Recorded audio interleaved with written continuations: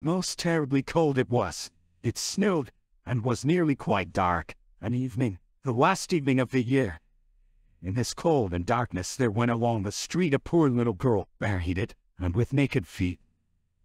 When she left home she had slippers on, it is true, but what was the good of that?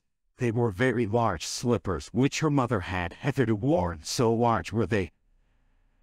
The poor little thing lost them as she scuffled away across the street, because of two carriages that rolled by dreadfully fast. One slipper was nowhere to be found. The other had been laid hold of by an urchin, and off he ran with it. He thought it would do capitally for a cradle when he some day or other should have children himself. So the little maiden walked on with her tiny naked feet, that were quite red and blue from cold. She carried a quantity of matches in an old apron, and she held a bundle of them in her hand. Nobody had bought anything of her the whole livelong day. No one had given her a single farthing. She crept along trembling with cold and hunger, a very picture of sorrow. The poor little thing, the flakes of snow covered her long fair hair, which fell in beautiful curls around her neck, but of that, of course, she never once now thought. From all the windows the candles were gleaming, and it smelt so deliciously of roast goose, for you know it was New Year's Eve. Yes, of that she thought. In a corner formed by the hosses, of which one advanced more than the other, she seated herself down and cowed together. Her little feet she had drawn close up to her, but she grew colder and colder. To go home she did not venture, for she had not sold any matches and could not bring a farthing of money. From her father she would certainly get blows, and at home it was cold too, for above her she had only the roof, through which the wind whistled, even though the largest cracks were stopped up with straw and rags. Her little hands were almost numbed with cold. Oh, a match might afford her a world of comfort. If she only dared take a single one out of the bundle, draw it against the wall, and warm her fingers by it. She drew one out.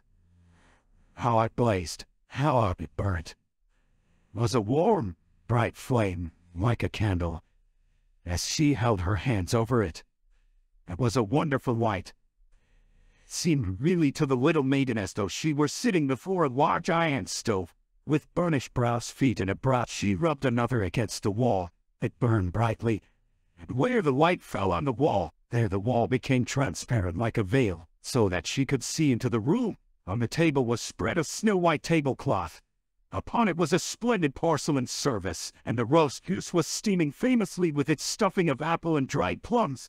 And what was still more capital to behold was the goose hopped down from the dish, kneeled about on the floor with knife and fork in its breast, till it came up to the poor little girl. When the match went out, nothing but the thick, cold, damp wall was left, but thousands of lights were burning on the green branches, and gaily colored pictures, such as she had seen in the shop windows, looked down upon her. The little maiden stretched out her hands towards them when the match went out.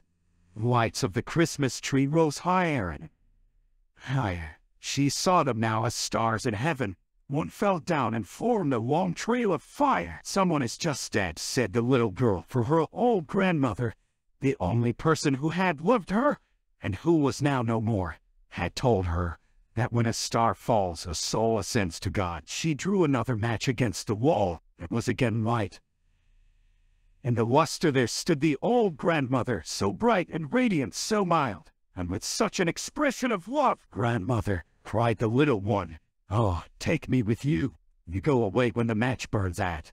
You vanish like the warm stove, like the delicious roast goose, and like the magnificent Christmas tree." And she rubbed the whole bundle of matches quickly against the wall, for she wanted to be quite sure of keeping her grandmother near her.